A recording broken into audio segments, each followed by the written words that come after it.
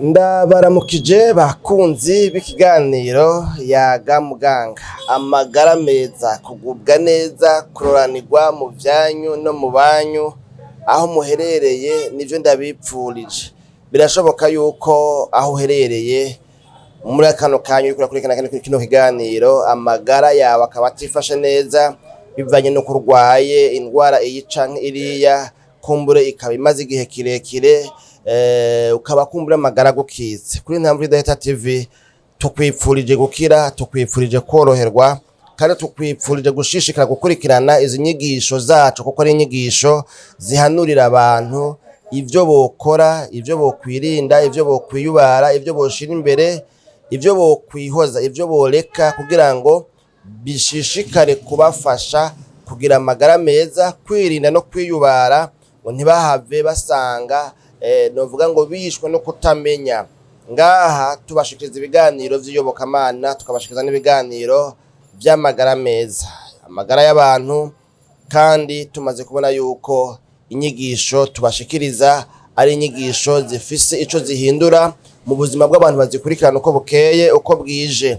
None rero uyu munsi twagomba turabire hamwe kindi kintu kigira kane, novuga ngo undi mugwi ugira kane muri no migwi ine twari tumaze iminsi tuvugana ko turabira hamwe ibijanye n'ibintu bishobora gukomokamwo indwara yo kubungwa kw'amenyo. Amenyo yacu adufitiye akamaro kadasanzwe, nta muntu yokwipfuza gutakaza iryinyo. Iryinyo rirazimvye kandi niryo wumva rizimvye umuntu ashobora kugura ntiyigera novuga ngo ari satisfeza ngo umuntu yumve yuko ari fier, yumve yuko anezerewe aryohewe cane iyo bibonekana yuko afise novuga ngo irihomekano. None rero twahisemo kubaganirira ku bijanye n'ingene hariho ibintu bituma umuntu abungwa amenyo yiwe akabora, ugasanga arakarirwa. Rero umuntu amenye ibibitera, hanyuma kandi amenye n'ingene yovyirinda, yovyiyubara. Mwebwe rero mutashoboye gukurikirana ibindi biganiro vyarenganye, murumva yuko kino kiganiro mugifatiye novuga ngo kure, kubera ko kino kiganiro kigira gatanu burya.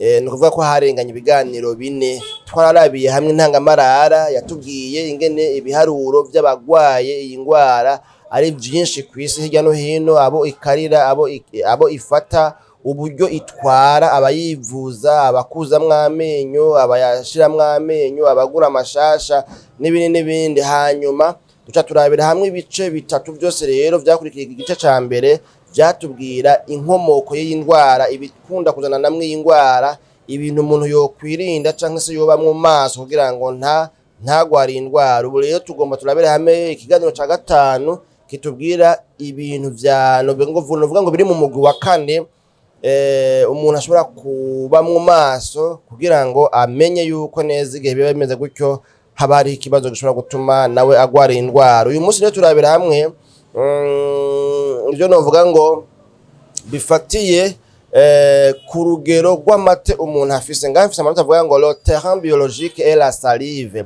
ingene mu kanwa structure y'amenyo iba imeze, ingene umuntu afise amenyo ahatanye canke adahatanye, ingene umuntu afise amenyo ameze neza atonze ku murongo, ingene umuntu rero afise amate akwiye mu kanwa, ko bifise uruhara ntangere ku bijanye n'ingene umuntu ashobora kuba yogwara iyi ndwara. Duherere kuri kino kijanye n'amate mu kanwa. Burya nta kintu na kimwe Imana yaremye mu buzima bwacu, ku mubiri wacu, kidafise ico kimaze. Usanga vyose mu buryo ubumwe canke ubundi gifise buri kimwe cyose gifise ivyo kifasha kugira ngo umuntu agire amagara meza. Rero ngo burya iyo umuntu afise amate ku rugero rwiza, afise amate, aronka amate, hari abantu usanga novuga ngo bafise mu kanwa humye, ugasanga naho mugati cira hasi imarime ry'amate ugasanga ntaryo yoronka. Rero ngo ku muntu afise novuga ngo quantité y'amate, quantité de la salive iri suffisante, amate akwiye ku rugero rwiza, ngo amate twarabibonye, twarabiciye ko mu biganiro vyarenganye muze mu birabe batabiravye. Amate ngo ara neutraliza ama acide, amate ngo arahindura ubusa, ararwanya kandi akanesha kandi agatsinda ya maside tumaze iminsi tubona yuko akomoka muri bya bisukari byo mu mahinguriro tuba twariye, bya bintu by'amaji birimwo amasukari, bya bintu birimo ibinure, amavuta, inyama n'ibindi bisigara mu menyo, hanyuma ngo amabakteri asanzwe ari mu kanwa atari guhava agira ingaruka mbi, ugaca usanga biciye bituma umuntu novuga ngo agira nte ya mabakteri ahuye na vya bisigarira by'imfungurwa birimo vya bisukari, vya binure, bigaca ngo bihingura amaside. Ngo iyo ufise rero amate ku rugero rukwiye, ngo biragufasha cane kugira ngo ntugire ingorane, kubera yuko ya mate aba arimwo amanuzeye agira aneutraliza amaside. Ni ukuvuga rero inguvu z'amaside zica zitakara, ziraneshwa, ziratsindwa, ziranigirwa mu menshi mu kanwa k'umuntu afise amate akwiye. Murumva ko amate rero ari ikintu kidasanzwe gikingira amenyo yacu mu kugwanya amaside yahinguwe muri vya bisigarira vya zanja, iyo vyashitse umuntu ugasanga ntiyiyugumuye. Rero bihora bishuka ugasanga umuntu ngo nta mate ku rugero rukwiye afise, bivanye nuko yoba kumbure hariho imiti ariko aranwa, bivanye nuko kumbure uwo muntu ushobora gusanga kumbure aribwo buzima abayemwo bwo kutanywa amazi, kuko none mbega umubiri wohingura gute amate menshi mu gihe umuntu atamazi anwa, mu gihe umuntu ibintu agumanwa ari ibindi bintu kumbure inzoga n'ibindi, ugasanga mugabo ntanwa amazi ku rugero rukwiye. Umubiri rero utanga ico ufise, les glandes salivaires, twadusaho duhingurirwamwo novuga ngo amate, duhingura amate, tworoherwa kandi tukabasha guhingura amate ku rugero rukwiye iyo umuntu anwa amazi ku rugero rukwiye. Rero hari abo usanga badafite amate kubera yuko nta mazi akwiye banwa, cyangwa ugasanga aba bantu bafise imiti bariko barafata, hanyuma iyo miti ugaca usanga iratuma habaho sécheresse buccale. Hariho abantu usanga bafise sécheresse mu kanwa habo humutse, humaniwe, kubera yuko hari imiti bariko barafata. Muri ico gihe urumva ntibaba bivuye kuri bariko mugabo nabo basabwa kugwana urugamba ngo bashishikare kunywa amazi, nubwo kumbure bari ku miti ishobora gutuma habaho iyo sécheresse buccale, kumanirwa mu kanwa, ugasanga umuntu nta mate afise. Rero umuntu akwiye kwitwararika kunywa amazi ku rugero rukwiye kugira ngo umubiri uhingura amate worohewe, hanyuma amate akore akazi kawo, amate akora umuti wo kurwanya amaside ashobora gutuma amenyo abozoka, amenyo abora, amenyo abangamirwa. Ico ni kijanye n'amate, akamaro k'amate n'ingene hashobora kuba umuntu afise ikibazo c'amate kubera ko hari imiti canke kubera ko nawe nyene abigizemo uruhara.